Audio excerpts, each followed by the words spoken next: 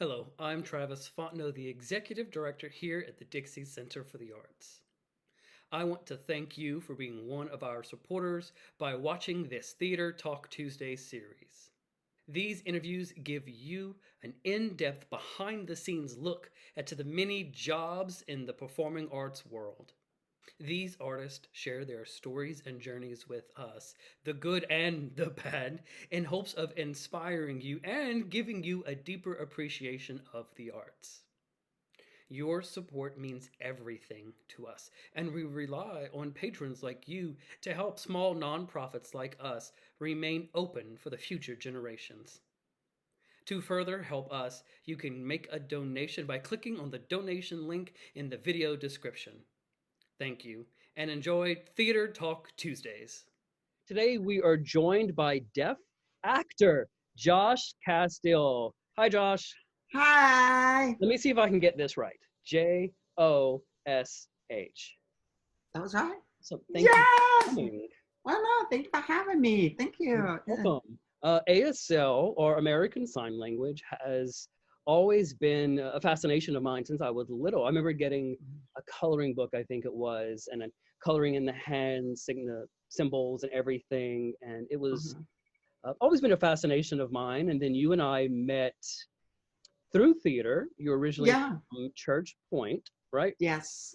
I'm from Church Point, but we go to Opelousas Little Theater together. Yep, we were involved in Opelousas Little Theater, and we did Jekyll and Hyde together.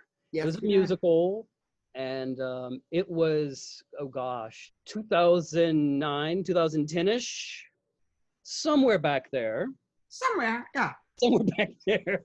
So it's been a while. I live my life timeline-wise by shows. I forget the year, but I was like, oh, it was when I was doing this, when I was doing right, same. It's like before this, but after, no, yes, yeah.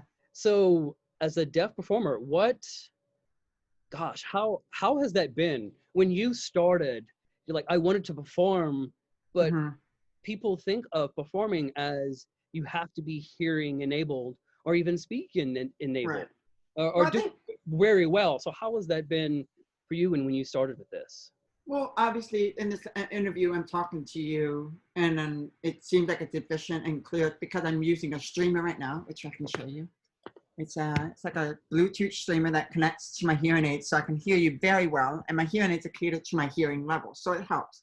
Now that we got that out of the way, but so I've always been taught how to use accessibility, technology, and how to use my hearing aids and all that stuff, and so I am progressively getting my deafness is progressing. So as I get older, the less and less I can hear, which I think I've always been fine with because I can sign and I have like family and friends who all sign. And so whenever I brought this idea up to my family that I wanted to act, and I think it was pretty apparent to them that I wanted to act when I kept stealing the shower curtains and using them in the hall to make theater. My mom was like, we're putting you in classes. And I think as it kept going on, she was like, this is a good way for you to learn that you need to speak and you need to learn. And so I definitely had more of a hearing centric identity growing up in terms of like I wanted to fit in with hearing people and be like a hearing person. So when I auditioned for Opelousas Little Theater, it was mostly just me being like, I'm deaf, but I can still talk and I can still sing, not on pitch, but I can still sing, and I can still do everything. And so that was an interesting journey for me because I did Charlotte's Web and Jekyll and Hyde with you, and we did all that stuff. And then I started going to Lafayette High School, and they started doing shows like Once Upon a Mattress. And I remember the director of that was Blaine Pelche, and he was like, I want you to audition for the King because he doesn't speak. And I was so mad at him. And I was like, no, that's what you want deaf people to be quiet. I don't. And then I remember my amazing teacher at the time, Leanne Shermy, was like, this is a moment where you can use your deafness to shine. And I was like, And so I just like took the task and I went, and the role of the King Septimus in Once Upon a Mattress is silent. He doesn't speak at all, but he has all these conversations with gestures and stuff. And so when I did that, it really opened up this whole other part of me that was like, oh, okay, like people like this. This is new. This is interesting. This is different. I was like, okay. And then I went to Gallaudet University and I did a show where it was all deaf people, and then that buzz disappeared from me. And I was like, interesting. So when I'm just a norm, it was easy. I could get into the work easy, but I was like, that buzz is gone. And then I did Spring Awakening, and when I did Spring Awakening, the buzz came back again. I was like, oh, this is it. It's when we put the reality of life and we put like the reality of being deaf, and we put it all in the show, and then it becomes like this, it's this energy, and it's like really interesting. So it's evolving, you know. And I remember one of the things I remember so much, and I guess why ASL was so fascinating to me, is we're going to go back to a couple of things that you were saying and all I know sort it's not outside. in. And for me, it's because as a performer, we have to perform head to toe. We have to be Yes. expressive. It's not just the words we say, it's body language, it's your eyes, it's your posture. You know, we pick up on so many cues in life Mm-hmm. just based on body language and the way we stand or the way we cock our head. You know, it's not always the voice. And I Mm-hmm. remember in rehearsals watching your interpreter and Yes. interact. I was watching an entire conversation happen in front of me, and I was picking up on all the social cues. And I was Mm-hmm. like, just sitting there, wow, this is fascinating. Like it ingrained it more in me about it. And then you've mentioned Spring Awakening and stuff. So Spring Awakening was a Broadway show, and it went Mm-hmm. from Deaf West, which is based in California, where Josh currently lives, Yes. and it made its way to Broadway. So Josh is a Broadway actor, and you can go and YouTube it. Some of the clips may not be family friendly, so use caution when watching it around kids. There are some clips that are family friendly. There's our disclaimer from that, Mm-hmm. but it was just amazing to watch. And you've also done Hunchback of Notre Dame. You did that Yes. in Washington. You played the Hunchback in one of your gargoyles. Yes. Saying, He's and aimed for me. Yeah. beautiful. Oh my! You have time. Go watch these things. We will talk more about these as we go through. But if you can, Josh Castille, Hunchback of Notre Dame. He's done a commercial, national TV commercial for HP. Yes. We're going to talk about all this. So you have lots of YouTube and to look at once we're done with this. And we'll probably try to put up some links. And we'll put up his social media stuff Yeah. at the end of this. And you can follow him if you wish and look up more of his stuff and keep up with someone from Louisiana who is performing professionally. So COVID, how has COVID. that Who's affected you? she? So you're in California, as I said. Yes. We're at in California now. I'm in West Hollywood. They've been living in California for 6 years now, which is weird to think about. Like, So yeah. you mentioned Gallaudet University. Am I saying that correct? Yes, Gallaudet University. So tell us about that. That's specifically for deaf So people? yeah, it's the only deaf university in the world. So basically, it's like it's a university catered to deaf and signing people. And so it was a really empowering experience for me to go to that school. And yeah, they have a theater program there, and they talk about different things. But one of the things that um, I was going to say unfortunately realized was that Lafayette Parish really has a very strong theater training program, and I'm very thankful for. At the time it was Lafayette High. Now I think it's Como High School now. It changed over there, but the performing arts program in Lafayette High and the talented program are two of the most amazing programs that really helped me and gave me all the tools. So when I did Spring Awakening, there was a cast of 9 of us that were deaf and a cast of maybe 20 of us total. And so the hearing actors were mostly already working and the deaf actors were kind of getting their way into it. And I stepped in and I was ready. I knew how to work. I knew how to bring my game. I knew how to do my homework.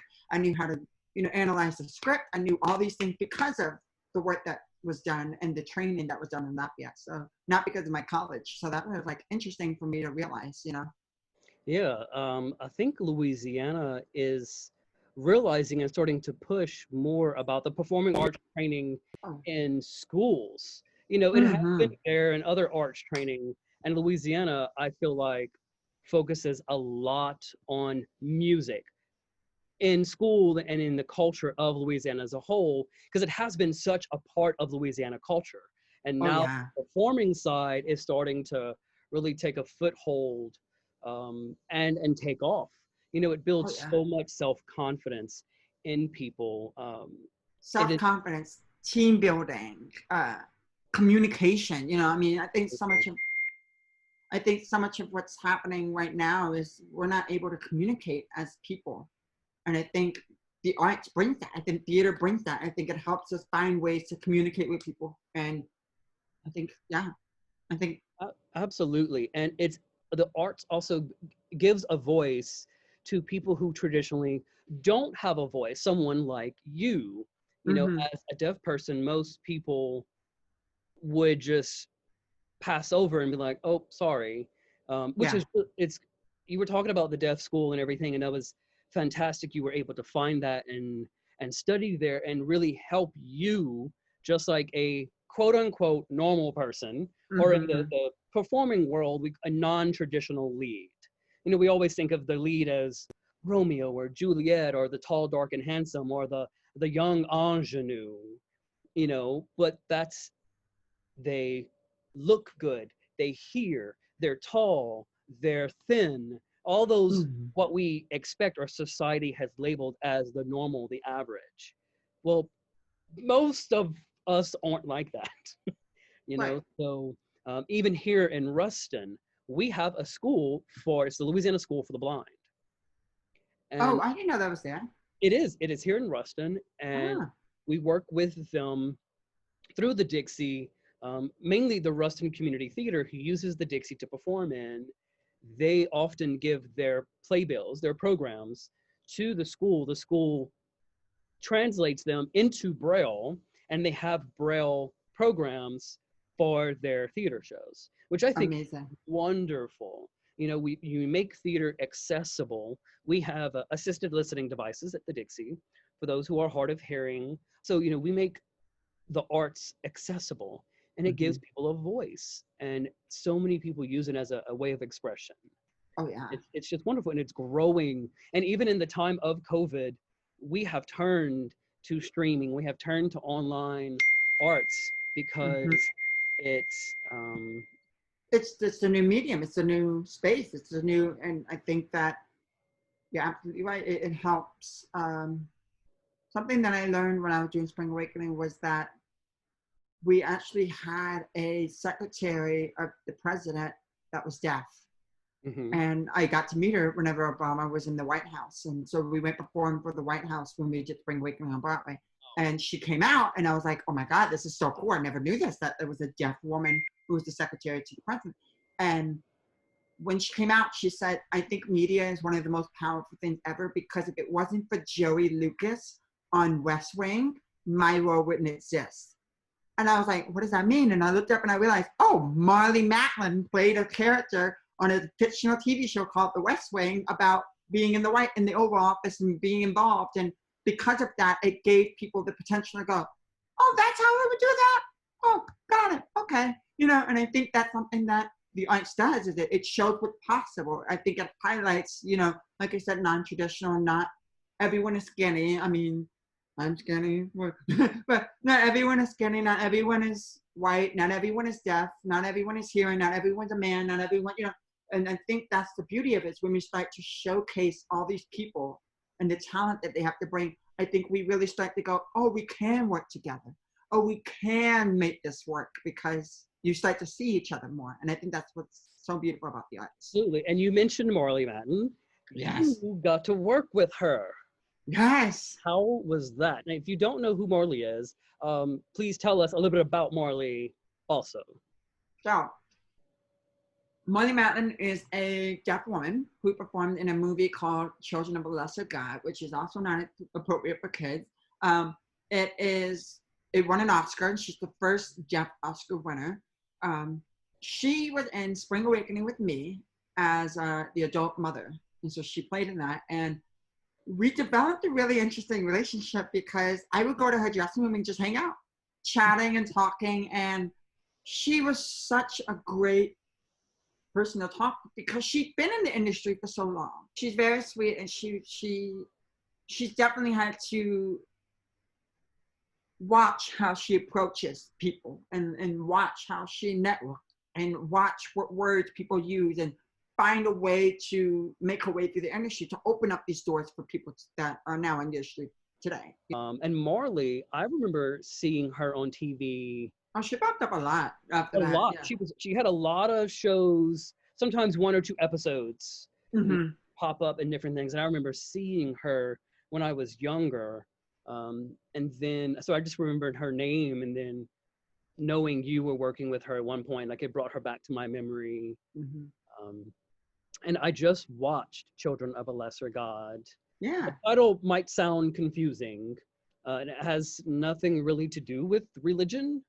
Mm-hmm. So if you want, look up the synopsis. It's a great read if you want the script. And it was recently revived on Broadway. So it was originally was a play, turned into the movie, and then the play got revived just a few years ago.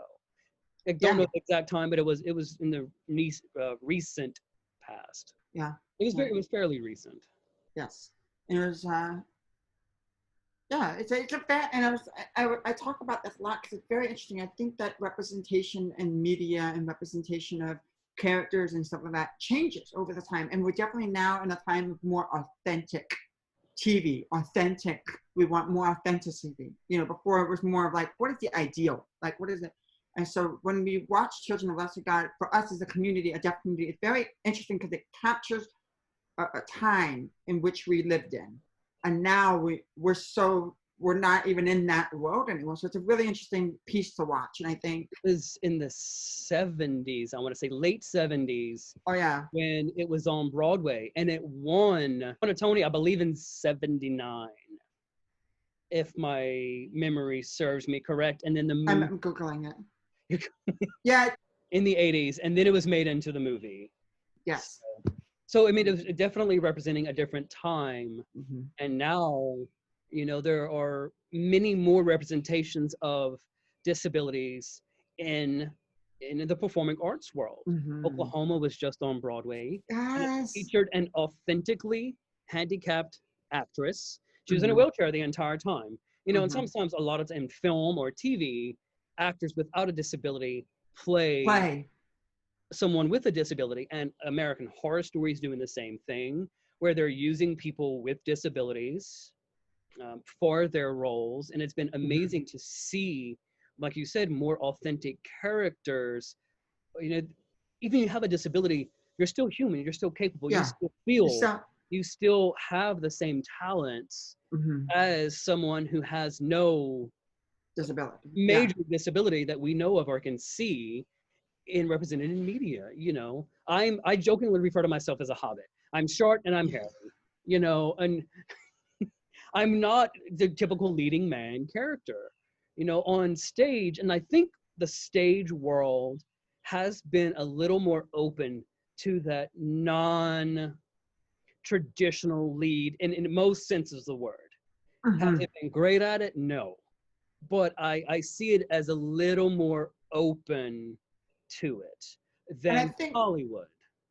Yes, I think that comes into part because it's not unusual for us to go see a show with no set. Mm-hmm. You know, it's not unusual for us to have people miming props. So the audience has a little bit more suspension of disbelief. I think with a theatrical show, I think it's a lot more artistic, is what I like to call it. Like it's more playful. With movies, I feel like there's so little. And that's the thing, is like, if we're gonna be literal, then why don't we literally use the character that's a disability, you know, that has a disability, or that uses a chair, who is deaf, who is blind, who, you know. And so it's been an interesting thing, because we recently had a survey from the committee of, I don't get what it's called, but here in Hollywood, they did a survey where they searched and watched all the movies, and only 5% of roles that are disabled, 5% of those roles are played by actually disabled people. I know. So that's a 95% job opportunity that we're losing. And, you know, and so now that times are changing and we're starting to be more involved, I think we're going to start to see more interesting nuances and more interesting things that people don't think about because you're not in that experience. And so I think that what you brought up about being a hobbit is funny, because that's exactly what we have to do. Is we have to say, okay, what does it look like when a hobbit plays the role of Gaston? You know, does he have a Napoleon complex? Does Right. he, you know, does he own his hairiness, or does he start like shaving all his hairiness off? So in mid-song, pulls out a razor and starts shaving. You know, what does that look like? And I think that's where I'm finding the most success in my career and the most success in the industry is when people who are not the normal, or not the traditional, take the time to go, okay, let me think about this, because obviously the people behind the table aren't always thinking that way. And that's not an insult. It's just, you know, you don't think about it. You don't think you're looking for a very specific thing. So until I come into the audition room and I decide I'm going to play Gaston as a hobbit, and I pull out a razor in mid-song and I start shaving, they're going to laugh. They're going to think that's hysterical. They're going to think, and that's what gets them to go, I want to watch this. I want to see, you know. Exactly. It is, I used to tell my students when I was a teacher that you're going to get this job or the role when you can prove to me what you can do that the next person can't. You know, I have an idea of who I want to cast in a role based on the script, the needs of the script. When we think of Gaston, as we're talking about here, we think of big, tall, burly, you know, and he comes in and no one fights like Gaston, big, deep voice. Yes. Imagine Gaston coming in as, I'm 5'6", or even someone shorter, and coming in and still singing that stuff. Like, it changes completely. I think that it would be hilarious to see Gaston yes. someone vertically challenged as myself. Yes. Yeah. Or as a little person. Yes, a little person playing Gaston would be amazing. And not even that's the thing, is there are little people who are so confident and can get whoever they want, you know. Absolutely. And so what did that look like when we have that in this world? You know, that's where I think we forget that. We forget that the blind girl is very self-conscious about the clothes she wears. We forget that the chair user loves to dance. We forget that the deaf person can do music. You know, we forget that. And I think that's where we come into the room and bring that. And yeah, and it takes some adjusting at times. Like, you were showing us your technology and different things. You had your interpreter. And I remember several years ago, and you and I had lunch. I was in New York at the same time. And we had a great conversation over lunch without really the use of technology. You were able to read my lips. I had to adjust and slow down a little bit because we didn't have all this technology hooked up directly to you and all that stuff. But it's, if people, especially in the arts, just pause and adjust a little bit, we can open it up to a whole lot more people. It does take time and money. You know, my whole venue is not equipped currently to serve everyone with a disability. You know, we're ADA compliant, we have all those things in place, but it's just the time and the technology, more of the money that it takes to put into the technology, that little nonprofits like we just don't have access to that kind of money that would take. So it's something that is on the radar of the arts all across the country every year. And I see the blogs about it, the forums, the discussions about all this inclusivity in the arts, making it adaptive to everyone. And it's still the money. How do we do this? How do we accomplish it? I have an answer ongoing to that. conversation. Yeah, well, my short answer to that is get someone on your team.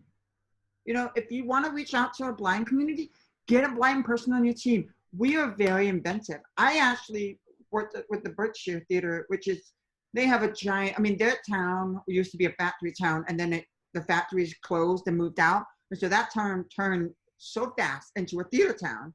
And they're known for starting shows that go to Broadway there. And so when I went there, they were like, oh, we don't have the equipment. We don't have the money. And I was like, no, do you have a TV? And they're like, well, we have a storage room full of TVs. I was like, drill a TV into the wall and make a PowerPoint, you know? And they're like, well, we never thought of that. I was like, yeah, that's because you don't have anyone deaf on your team, you know? It can't just be deaf people on stage. It can't just be, oh, we want deaf patrons in the audience. No, you have to bring those communities that you want money from. If you want to have, you know, a whole blind population, you know, I hear that, like you said, Rustin has a whole blind. That's when you start building partnerships. You say, okay, you know, maybe it's a science project. Maybe the kids figure out something, you know, during a project. How do we make this more accessible? How do we, you know, the more that we just have the conversation and we're included in the conversation, the less work, the less time, the less money you have to do. Yeah. You know, and I think that's something that keeps coming up in these conversations is, oh, we don't have the money. Well, do you have a deaf person in the team? No. Well, just add that and see what happens. You'll be amazed at how inventive we are, you know? Yeah. And Ruston Community Theater, I've got to give them props. You know, they rent us to perform in our venue, and they have worked very closely with the Center for the Blind. They've had them in their shows. They work with them on the programs. And so I got to give them props. They have been doing those things, and incorporating them and talking to them and listening to them. And it has been phenomenal. And they do have a bunch of people from the Center for the Blind come to their shows. Yeah. It's been wonderful. And they leave just as happy as the people who can see just fine. Right. But yeah, right. accessibility is definitely necessary especially when the arts are to being talked about, because we keep saying it's a way of expression. People want to express themselves in some way. And you really don't know. I was talking with someone Friday, and I was saying it's like a therapy, especially during this time. You really don't know sometimes what's going on in the inside of you, how to express something, an emotion that you're feeling, some stress, something. But sometimes just singing in the shower, painting, writing, drawing, it touches something inside of you or heals something inside of you that you really didn't know what exactly was causing that or where it was coming from. But then you do something artistic and you're like, oh, like it scratched an itch that you didn't know you quite had. And I think on the flip side of that is, as an audience member, I really enjoy the tough conversations. So that there's an Apple Plus TV show called The Morning Show, which stars Jennifer Aniston, and this is about the Good Morning America scandal that happened with Matt Lauer. And that show just it just brings all the topics from that incident out. And we just have all these uncomfortable conversations, and we discuss all of this. And that's what I love about the arts is it gives us a moment to talk about, think about, process things without having our emotions being provoked. Do you get what I'm saying? Like sometimes I feel like when someone's like, hey, you did this thing to me, my natural reaction is, no, I didn't. I'm not a bad person. I would never do that. But it's hard to hear the other person because it's towards you. And I think when I go see theater, when I go see work, I love when we bring those hard conversations up between two characters, and it's not directed at me, it's directed between two people. And then I can start to hear and go, oh, that defensive person, that's me. Oh, okay. All they're just saying is they want to be my friend and I'm hurting them. Well, why didn't I, but when you're being directed at, it's hard. And so that's what I love about the arts, is because as a performer, you get to express that feeling. You get to express and touch parts of your soul. As an audience member, we get to learn and we get to see, and it just, I love that. I love it. Yeah, in theater, we talk about the term catharsis. The Yes. healing, the cleansing of your soul. It's what catharsis means in our world. Specifically, when you watch a show, when you go through the journey of a character, oh yeah, and you watch them, and then you leave the show and you feel like you went through that journey with them. You feel like you. Oh yeah. And so, as an audience member, you get to watch this, and you at home know what I'm talking about when you watch the show. You can see clearly what's going on and where the mistakes have happened. Or, you're watching something and you're yelling at the TV, no, don't go in there. That's where the murderer is. No, don't go in that room. Right. It's clearly what's going on. But when you're in the moment, in reality, in real life, you don't always know what's going on or see an error you made. But then when you watch something, you can see and relate. I've been in that position. And through performing, but also as an audience member, I have learned that my personality is someone who wants to constantly help people. I'm a true Southern male. I'm going to feed you. I'm going to give you something to drink. You need some water, whatever, that's me. I want to take care of you. I'm a former teacher.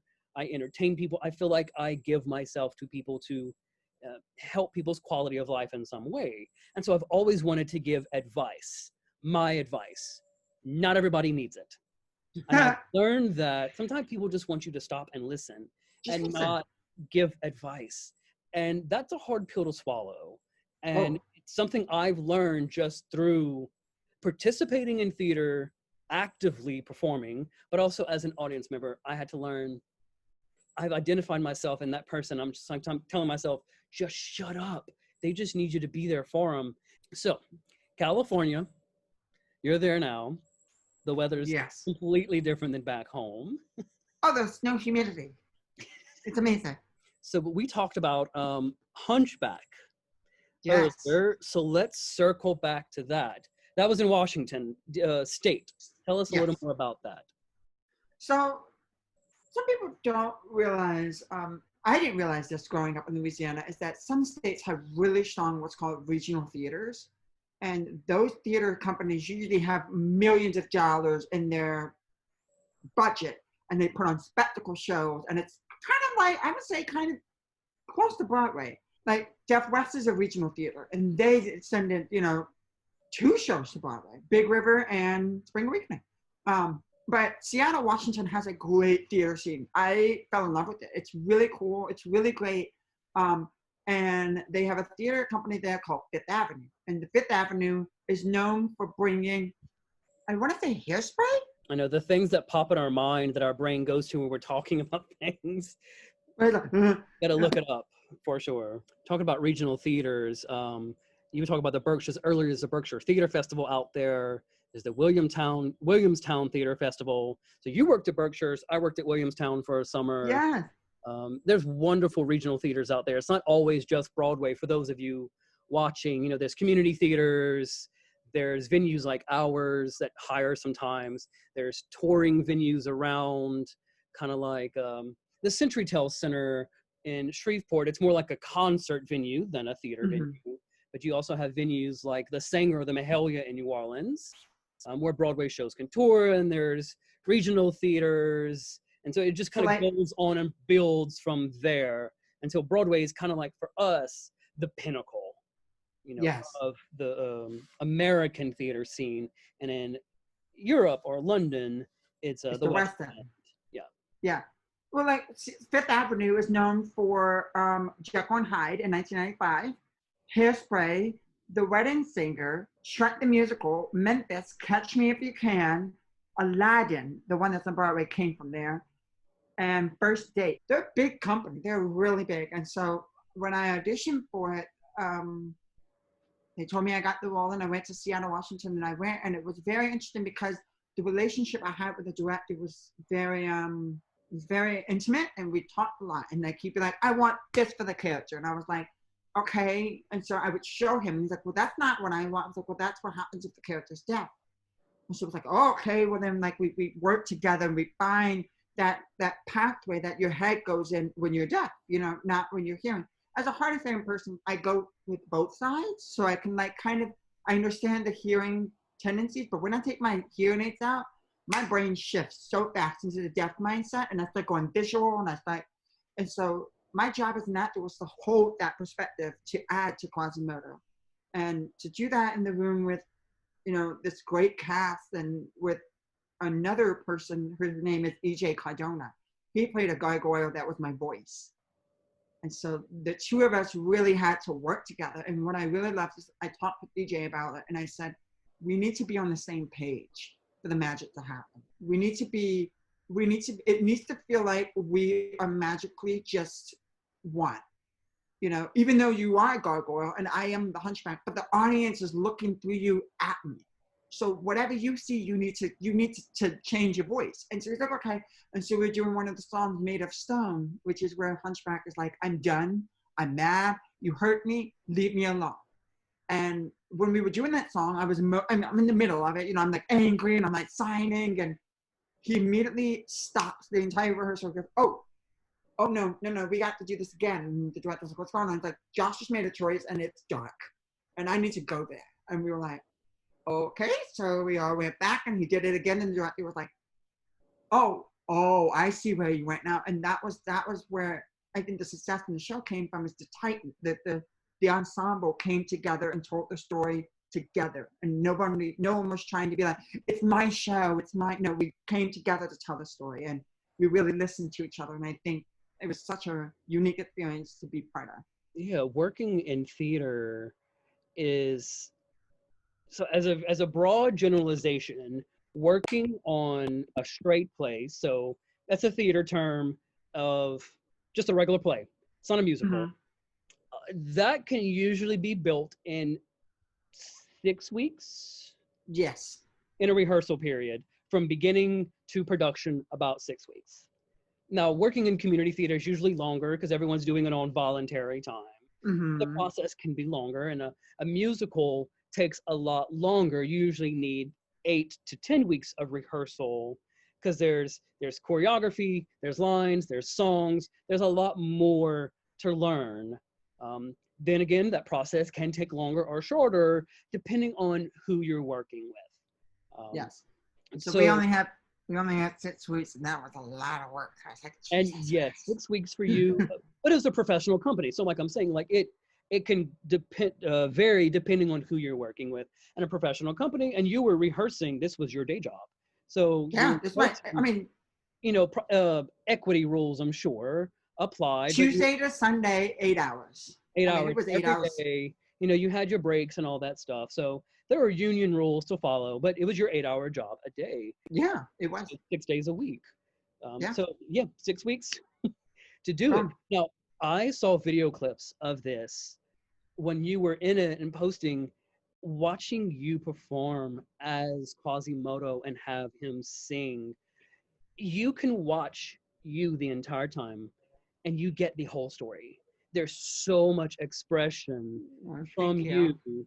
from the hunchback performing, and you hear just the inflection from the voice, but you see it through you. So it's almost that double layer of the emotion he's putting through the lyrics, but you in your body language. It was transcendent. It was beautiful. And it's a beautiful example of how two different worlds can come together. It's such a team thing. Theater is a massive team. We talk about sports as being a team, but theater is ultimately that. You spend that much time together for a month, 2 months, 3 months, depending on what's going on, plus the run of the show, however long that might be, you really and truly become a family. And so Oh, you yes. two were working together hand in hand and had to essentially be the same character. And it showed even through video. And that's hard to do through video. We've Video. been Oh, yeah. home watching things through video, recorded plays, recorded shows, things that might have been recorded live, like Hamilton, or Shrek the Musical was even on Netflix, was recorded on Broadway, and other shows. But being in the room where it happens, being live, as everyone knows, listening to your favorite artist through CD or now through streaming or whatever, versus hearing them live, it's vastly different. You have the energy of the people, the crowd, just the live performer. It's a give and take.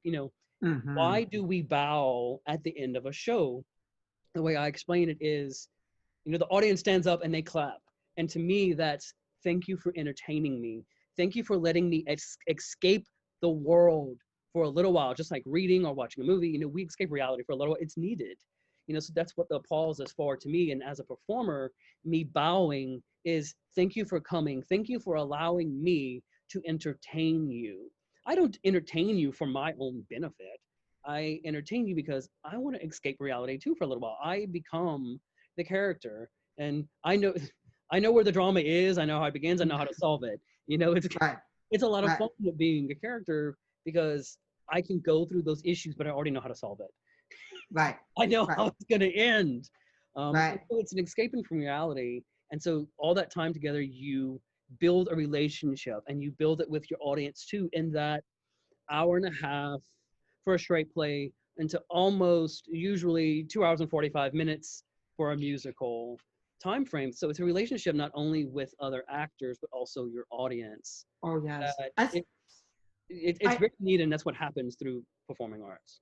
I always say that the best form of art is when you have a conversation with the viewer. When you have that conversation with the audience, I think it's the best. It's a hint. We then know why we're there, but sometimes I see some shows and it's just this. And I don't mean directly talking to me, but you can tell when the show is listening to the audience, when the show is there. But when they just plow through the show and they don't even stop for laughs or claps or anything, then you can feel that, oh, this is just for you guys to feel good. Okay, well, I'm just going to sit here and, So it changes that dynamic. And I also want to go back to what you were saying about the team. I did Romeo and Juliet in Seattle at another theater company, and that was fascinating because I played Romeo, and after the show was done, the actors would just come out from the dressing rooms. We would just talk about, tonight you made this choice. I don't know, how do we? And it was the most interesting cast I worked with because I've never been in a cast that we discussed each other's work like that. You know, most of the time it's just you get to work, you do your job, all right, see you tomorrow, bye, leave. But this cast was like, after the show was done, okay, let's talk about, I noticed this line really, and it was like, okay, that's the kind of family we are, you know. So every show, every cast, every is so different, you know. And we're learning from each other.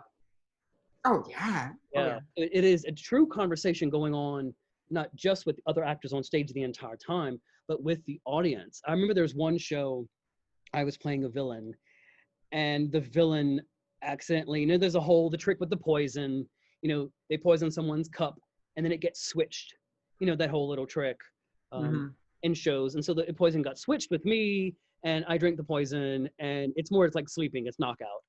And so I just fall on stage. My goal was to make people cheer that they thought, I died, and it was revealed later that I had just passed out, which was still good. My goal was to make people cheer and be happy that I fell down, Right. I was knocked out. The villain was knocked down. Exactly. And there were nights where I definitely got it, and there were nights where I didn't. So I'm like, okay, what did I do something wrong? Did I say something different? How was it? And so it's adjusted almost every night in some slight way. Now, when you do change, you do have to talk to other people on stage. So, if I'm deciding on a change, I need to talk to people in that scene and tell them, hey, I know I said it this way, or I did it this way last night. Here's how I'm going to adjust it tonight. If you're in a run of a show. In rehearsal, that is the time to make changes and choices and talk and work together. But when a show opens and starts, you're not supposed to make changes. But if you do, and it is talked about with the director or other actors, you have to have that conversation to make sure it's going to happen. You don't surprise anyone. So there's your actors etiquette for those who are watching and looking into performing. Be courteous. It is a team. Talk. And if someone does make a change on you, work with it. Don't fight it. Work with it. So, Josh, we've been talking about theater and all this stuff, and your many experiences in a variety of theaters. But you have also done a national TV commercial for HP Computers. It's called, The Brothers. I'm probably paraphrasing the name, but you've also done an episode of Switched at Birth. So, how were you able to take your theatrical training and apply it to those kind of projects? They're obviously different. They're film and television. So tell us about that. Film and theater are two different things, obviously, because the energy put out, you're making up for the back audience at the house. And then for the TV, you can't do that much. You have to narrow it down. And so that was right here above someone's head, or right. Yeah. So you're performing for one audience member, basically. Right. Theater, hundreds or thousands. Right. Yeah. Right. Film and doing the theater is two different things. And I think something that carried me through both of them is to always remember to focus on the story. And I think of everything as an essay. I think of every piece of work that I do as an essay. If it's a music video, if it's a TV show, if it's a commercial, it's whatever, it's always an essay. So what is the thesis statement that I'm making with this? And what are the points? And what point do I play? Because there's whatever every paragraph is a point, and every character is like a paragraph. You bring that. The good guy is what happens when you do it right. The bad guy is what's happening when you do it wrong. And they both have to understand their. And so I always try to figure out where I am within that conversation, within that essay, and I try to make sure that that point is driven home with my choices. That's awesome. I've never heard someone put it that way, of it's an essay, it's a thesis statement. Thank you for sharing that. Yeah. The way you see it with this. So how was it like being on set? What was your first reaction about being on camera like that? Well, I'm so used to, like, in theater, you rehearse for a month. On film, they give you a script the night before and they say be here at 9. And I'm like, okay. And I'm like reading the script. I'm like, okay, I don't really understand. I don't have a director to be like, so what's the thesis statement for this episode? With film, the director and the actor don't have that much of a relationship, especially when your character's lower down in the ranks of, I was just a guest star for one episode. So the director and I didn't have a rapport. We didn't have a relationship where I could be like, what are you trying to say? Like there was none of that. And so when I arrived on set, they gave me another script. And it changed from the night before because the writers were like, well, actually, we want to talk about this. And I was like, okay, I just memorized last night. Okay, so then I have to like adjust. And then you rehearse for like 5 minutes. They bring you on set. They're like, okay, let's rehearse. And the director's like, just, I want you to do this. And then you do it. And they're like, okay, I want you to do this. So you do it. Like, I cut, move, go back to your trailer. I'm going to go work on the next scene. And it's like, that was like 10 minutes. Like, that's it. Like, that's all I get, like, but it's like the TV is moving and moving. Now with the HP commercial, commercials don't always have like a short film. That was a short film. Like, It was a 2-minute commercial. There's different versions out there, and it was a couple of years ago. So I've seen like the short little version, the 30-second commercial on national television, but there's a full-length 2-minute version out there, and it's going to make you cry if you watch it. I about cried on my couch. I remember it so vividly. It was great.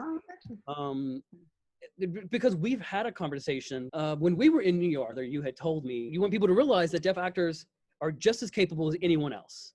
And that has stuck with me since, and watching that commercial, I was like, that's exactly what Josh wants. That's exactly what he wants to get out to the world, that he is just as capable as anyone else. And you were living your dream. So it was a mixture of everything. You can be from Louisiana, you can be from a small town, and still. I'm from Higginbotham. I'm a small town. It's arts. The arts is a viable job. You can get paid, you can make a living with it. And that's the whole goal of these theater talks, is to talk about there's jobs in theater. There's more than just what's on stage. There's behind the camera. We're talking with people in marketing. There's management jobs. There's representation. There's many types of jobs in the arts that people can do and thrive and just share the arts with the world.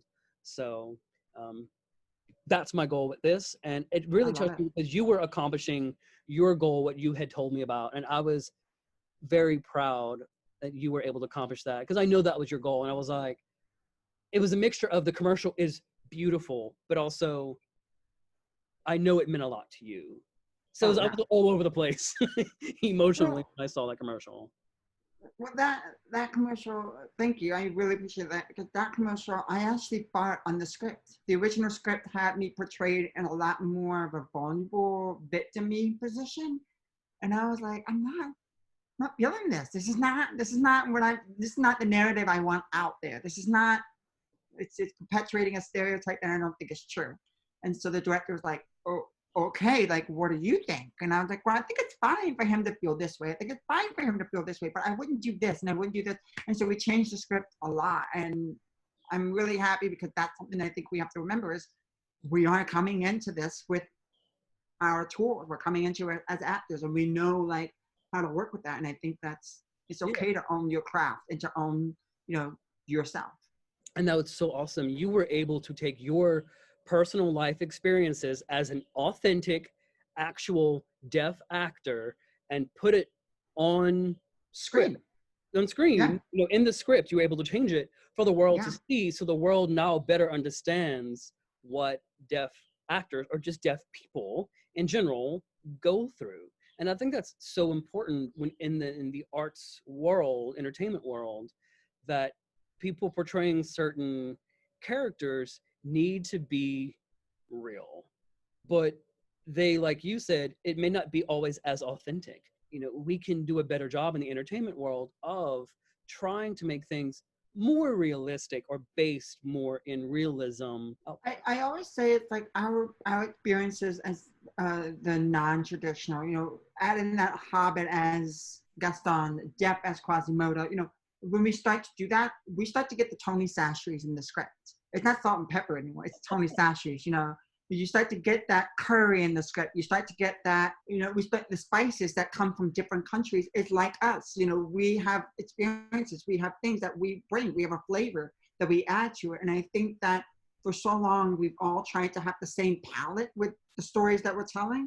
And I think now it's time to turn into, wait a minute, this is a different flavor. Let's try this, you know, and now it's becoming this beautiful fusion. And I think that's the best. That fusion makes it so beautiful, you know, when we mix it up, you know. Yeah, I mean, leave it to my Louisiana people to talk about food in a way of representation. A sandwich will sustain you, right? If you eat it every day, you will be sustained, you will live, but it gets boring. And so changing the flavor, changing the cuisine definitely makes it more entertaining and more lively, and you look forward to it. You have taught me more about the deaf culture, deaf performing. I love just learning about new things and being able to incorporate it into the arts, and me trying to be diverse with the things we offer here at the Dixie. There's so many talented people in Louisiana. So, you know, I feel like it's my job is to not offer that sandwich every day, the same type of thing. What can we not see around here? And let me try to bring that in. Yeah. Especially when it comes to tax dollars and everything. I want to bring people here, spend their money in our town in Ruston, and not have to leave town to go see those people who they can't see around here. So, and I feel that our duty is to offer something for everyone in different varieties. And so there's more things coming on. COVID put the stop on some things that we were planning into putting into place. And that's kind of where these interviews came from, is still how to connect with the community, how to show them something different, how to educate them. You know, we're the arts, but showing different aspects of it. And that's our mission. So that's how these interviews came about. So thank you for doing this and sharing. Oh my God. I don't see a lot of deaf people around here. We definitely see a lot more blind people here because of the school, and they have the same outlook. They want to be able to function just like everyone else. They don't want any special treatment, and it's so cool to see that it's not a hindrance to them. It's not a hindrance to you. It's an empowerment thing. You know, I'm just as capable as everyone else. There's a part of this that I think we don't really discuss or really recognize, is that when you lose a sense, you start to perceive the world in a very different way. And that perception contributes to the way that we do things.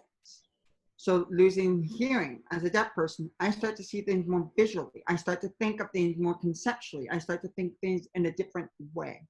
And so I have a different outlook. I have a different way of processing information. I have a different opinion on how things should be run. And I think that if we start to bring all of those together, we can really become unstoppable, and we can really become a stronger economy, a stronger team, a stronger society when we start to do that, because that perception is something that you don't have as a hearing person. You don't see it that way. You're not noticing that.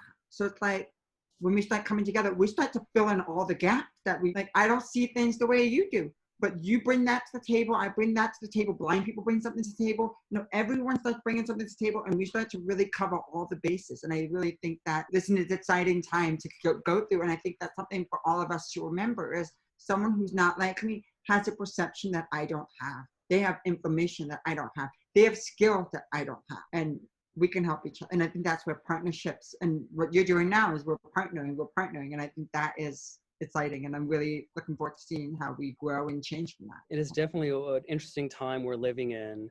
And you're absolutely right with these partnerships. You take an idea, you take someone else's view of it and make it a terrific idea by bringing in other people. Everyone brings their strengths and weaknesses to the table. And sometimes a weakness can be a strength. People perceive your weakness as not hearing, but you're like, no, I see things more visually. So you can take what's perceived as a weakness and turn it into a beautiful visual story. Ultimately, that's what the arts is about, something visual. So I could learn from you about using my body more as a performer, as a possible dancer, as a storyteller. Yes. Because you have that stronger sense, because you have to make up for it. So we can all learn and work together and make some really wonderful art just by working together. I can't wait to see what kind of art comes out of COVID. Same. In times like this, and there's struggle, the best art, if you look through history, Shakespeare wrote most of his stuff during a pandemic, during a quarantine. Look it up, it's true. Mhm. A lot of great paintings have come from times of despair. Theater was shut down for a while throughout England in history when the church was running it and the king was the church, and there's different points of history. People were still creating and still doing things and still writing and crafting and painting. And it's what those pieces that have very deep emotional connections stood the test of time. It's not always a pandemic that creates wonderful art, but some of them are very notable. We need an escape from reality. And that's what a lot of people, it's what I see the arts as escape from reality. Whether I'm watching or I'm creating it. When I do a lot of other things besides performing, it's just usually for me. And I think a lot of people are like that. And it doesn't have to be for anyone. It could just be for you. No one needs to know. Just create, just write, have fun, express yourself, work together, get some friends together through Zoom, through something else, create. And there's training out there. We have lots of things in Ruston you can learn through, and then there's things outside of Ruston. Look to see what else is out there, and you can take what you learned in the arts and apply it to something different. It's not always just on stage. We need painters in the theater to paint the backdrops. We need engineers. Tech is a wonderful engineering school. Designers in theater come up with crazy ideas, crazy set pieces. We need someone to build them. That's where the engineers come in handy, creating those one-of-a-kind pieces, moving stages, moving sets. Everyone's different. We need people to create that. We need teachers in the arts to teach the kids who are working on Broadway. We need people to learn to teach the arts. You need deaf teachers, signing teachers. We need acting teachers, and we bring, definitely photography is in it now, especially with digital projections. Heavily used in theater. So photography is being used, technology, IT things are being used in theater. Lasers are used in theater now, especially for holograms, for sets. Costumes, so people who can sew, people who can make costumes, there's people who don't even know how to design outfits but still know how to sew. So they make the costumes, they maintain the costumes. There's jobs all in theater. There's management in theater. We need finance people. We need company managers. We need medics. Just like sports have sports medicine. Our bodies do things. We have, we deal with our vocals. We speak for a living. We have injuries as well. It is pretty much a sport. There's, I think I've mentioned it in a previous interview. ESPN did a study. He played the genie. They strapped a heart monitor to him, and just during a friend like me, I forgot the actual distance, but it was almost like a full-fledged gym routine in that 3 or 4 minute song. Like, it's crazy the amount of things that theater does to us and that we do. So it's so many things that are involved in theater, not just acting. The list goes on and on and on about theatrical careers or careers in the arts in general.